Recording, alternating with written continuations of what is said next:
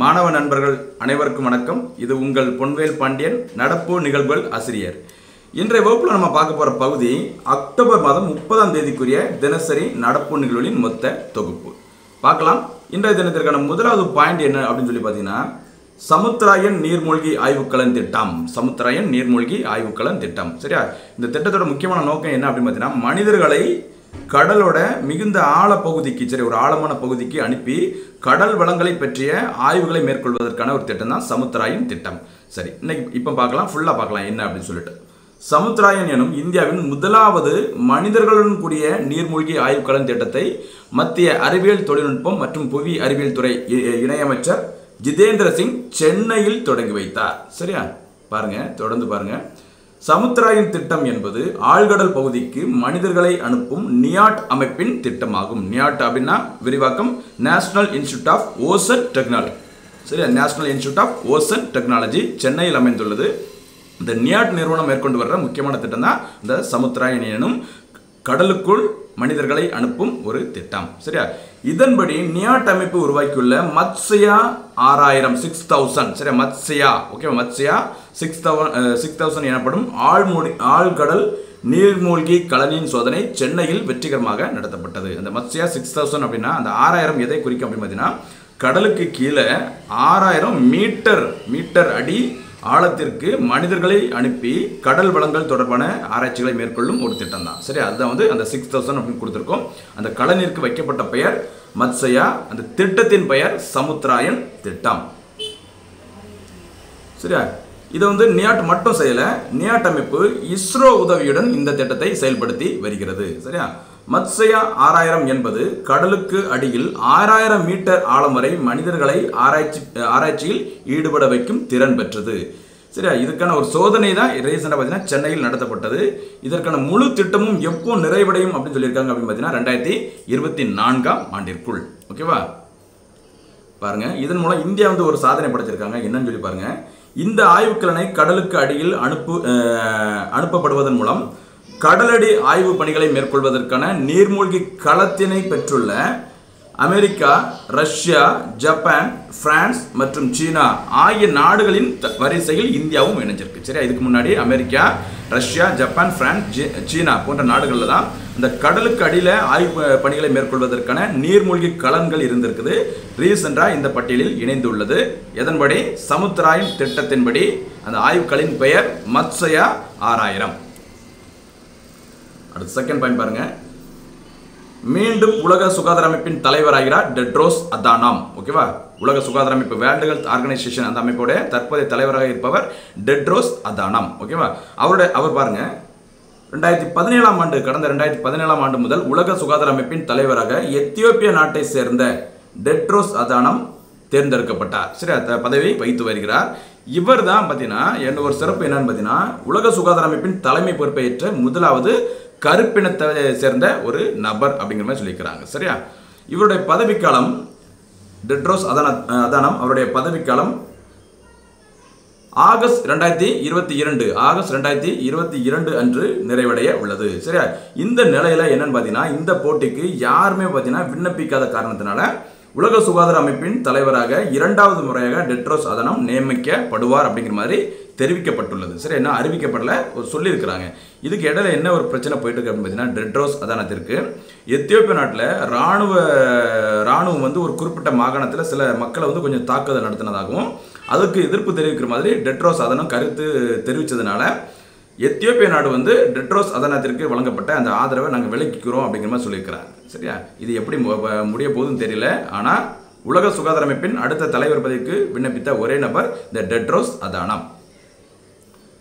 Next அடுத்து பாருங்க, ஒரு பாதுகாப்புத்துறை சம்பந்தப்பட்ட அடுத்த நியூஸ். வானிலிருந்து இலக்கை தாக்கும் தொலைதூர வெடிகுண்டு பரிசோதனையை இந்திய விமானப்படை வெற்றிகரமாக பரிசோதித்துள்ளது. இந்த வெடிகுண்டை DRDO அமைப்பின் இமாரத் ஆய்வு மையம், சரியா, இமாரத் ஆய்வு மையம் உருவாக்கியுள்ளது. சரியா? ஹைதராபாத்தில் உள்ள இமாரத் அப்படிங்கிற ஒரு ஆய்வு மையம் இருக்குது. அந்த ஆய்வு மையம் வந்து யாருக்கு எந்த அமைப்பின் கீழ் செயல்படுகிறது அப்படின்னு பார்த்தீங்கன்னா DRDO. சரியா? DRDO அமைப்பின் கீழ் செயல்படும் இமாரத் ஆய்வு மையம் ரீசெண்டாக பார்த்தீங்கன்னா வானிலிருந்து அதாவது விமானங்களிலிருந்து இலக்கை ரொம்ப தொலைவில் இருக்கிற ஒரு இலக்கை தாக்கி அளிக்கும் ஒரு வெடிகுண்டை வந்து தயார் பண்ணியிருக்கிறாங்க. இதனுடைய பரிசோதனையை ரீசெண்டாக யார் வந்து வெற்றிகரமாக நடத்தியிருக்காங்க அப்படின்னு பார்த்தீங்கன்னா இந்திய விமானப்படை. அடுத்து பாருங்க, அடுத்ததும் ஒரு பாதுகாப்புத்துறை சம்பந்தப்பட்ட ஒரு நியூஸ் தான். இந்திய போர்க்கப்பல் துஷில் ரஷ்யாவில் இயக்கப்பட்டது. ஓகேவா, அதாவது பார்த்தீங்கன்னா இந்த துஷில் ரக அந்த போர்க்கப்பலை வந்து இந்தியாவிற்காக தயாரிக்கணும் அப்படிங்கிறதுக்காக இந்தியா ரஷ்யா இடையே ஒப்பந்தம் செய்யப்பட்டது. அதன்படி சில கப்பல்கள் ரஷ்யாவிலையும் சில கப்பல்கள் கோவாவில் இருக்கிற அந்த கப்பல் கட்டும் தளத்திலையும் பார்த்தீங்கன்னா தயாரிப்பதற்காக ஒப்பந்தம் மேற்கொள்ளப்பட்டது. ரீசன் நியூஸ் என்னன்னு பாருங்க. இந்திய கடற்படையின் B11335.6 வகையை சேர்ந்த 7வது துஷில் போர்க்கப்பல் ரஷ்யாவின் கலினின்கிராட் நகரில் அமைந்துள்ள யந்தர் கப்பல் கட்டுமான தளத்தில் முதன்முறையாக இயக்கப்பட்டது. சரி, ஏற்கனவே 6 கப்பல் வந்து இந்தியாவுக்கு கொடுத்துட்டாங்க. இதில் 7வது துஷில் கப்பல் ரீசெண்டாக பார்த்தீங்கன்னா முதன்முறையாக ஒரு ஏக்கி சோதனை செய்யப்பட்டுள்ளது. சோதனை செய்யப்பட்டுள்ள இடம் ரஷ்யாவின் கலினின்கிராட் நகரில் அமைந்துள்ள யந்தர் கப்பல் கட்டுமான தளம். சரியா, இந்த துஷில்னா என்ன மீனிங் அப்படிங்கிற மாதிரி கொடுத்துருக்காங்க அப்படின்னு பார்த்தீங்கன்னா, துஷில் என்றால் சமஸ்கிருதத்தில் பாதுகாப்பு கவசம் என்று பொருள்படும். சரியா, அந்த சோதனை வந்து அந்த துஷில் கப்பலோட அந்த இயக்க சோதனை வந்து யார் முன்னிலையில் நடத்தப்பட்டது அப்படின்னு பார்த்தீங்கன்னா ரஷ்யாவிற்கான இந்திய தூதர் டி பால வெங்கடேஷ் வர்மா முன்னிலையில் இந்த கப்பல் இயக்கப்பட்டது. நெக்ஸ்ட் அடுத்த பாயிண்ட், 44 கோடியாக உயர்ந்தது ஜன்தன் யோஜனா வங்கி கணக்கு. சரி, அந்த ஜன்தன் யோஜனா வங்கி கணக்கு அப்படிங்கிறது எதற்காக தொடங்கப்பட்டது அப்படின்னு பார்த்தீங்கன்னா மத்திய அரசின் திட்டங்கள் இந்த வங்கிகள் மூலமாக அந்த நிதி திட்டங்கள் வந்து வங்கிகள் மூலமாக பொதுமக்களுக்கு கிடைக்கணும் அப்படிங்கிறதுக்காக தொடங்கப்பட்டது தான் ஜன்தன் யோஜனா திட்டம். சரியா, இது எப்போ தொடங்கப்பட்டது அப்படின்னு பார்த்தீங்கன்னா 2014ஆம் ஆண்டு சுதந்திர தினத்தின் போது பிரதமர் மோடி பிரதமரின் மக்கள் நிதி திட்டத்தினை அறிவித்தார். அதுக்கப்புறம் ஆகஸ்ட் 28 இந்த ஜன்தன் திட்டம் வந்து தொடங்கப்பட்டது. சரியா, அதன் பிறகு தற்போது இந்த ஜன்தன் திட்டத்தின் கீழ் வங்கி கணக்கு வந்து பார்த்தீங்கன்னா எத்தனை பேர் வச்சிருக்காங்க அப்படின்னு பார்த்தீங்கன்னா 44 கோடி பேர். இந்த 44 கோடி அப்படிங்கிற நம்பர் தேவையில்ல. ஜன்தன் யோஜனா அப்படின்னா என்ன, எப்போது தொடங்கப்பட்டது, அது ரொம்ப முக்கியம், கவனமாக இருந்துக்கோங்க. நெக்ஸ்ட் அடுத்து பாருங்க, தற்கொலை செய்து கொண்டவரின் எண்ணிக்கை மகாராஷ்டிரா முதலிடம். தேசிய குற்ற ஆவண காப்பகம் வெளியிட்டுள்ள அறிக்கையின்படி 2020ஆம் ஆண்டில் நாடு முழுவதும் 1,53,052 பேர் தற்கொலை செய்து கொண்டுள்ளனர். சரி, 2020 அதிகப்படியான மக்கள் வந்து தற்கொலை செஞ்சிருக்காங்க அப்படிங்கிற மாதிரி ஒரு செய்தியை வெளியிட்டிருக்கிறாங்க தேசிய குற்ற ஆவண காப்பகம். இந்த தற்கொலை பட்டியலில் அதிக அளவு எந்த மாநிலத்தில் நடைபெற்றுள்ளது அப்படின்னு பார்த்தீங்கன்னா மகாராஷ்டிரா. இதில் 2வது இடத்துல நம்மளுடைய தமிழ்நாடு இருக்குது, கவனமாக இருந்துக்கோங்க. சரியா, 2020 அதிகப்படியான தற்கொலை செய்து கொண்டுள்ள மாநிலங்களின் பட்டியலில் மகாராஷ்டிரா முதலிடத்தையும் தமிழ்நாடு 2வது இடத்தையும் பெற்றுள்ளது. இதே சமயத்தில் யூனியன் பிரதேசங்களில் டெல்லி முதலிடத்தை பெற்றுள்ளது.